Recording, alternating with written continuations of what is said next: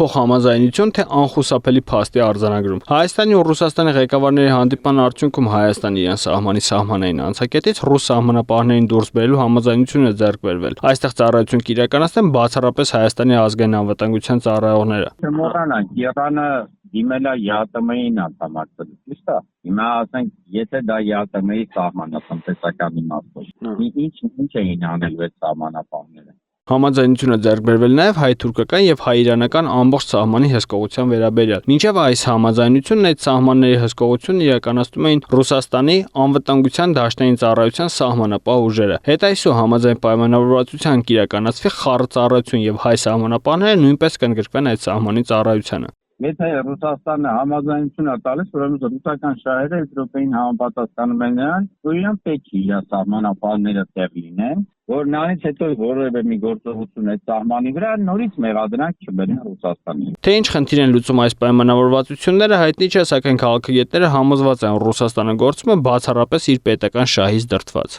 Աղվան Ասոյան, Գեղամ Ղազարյան, ABC Media։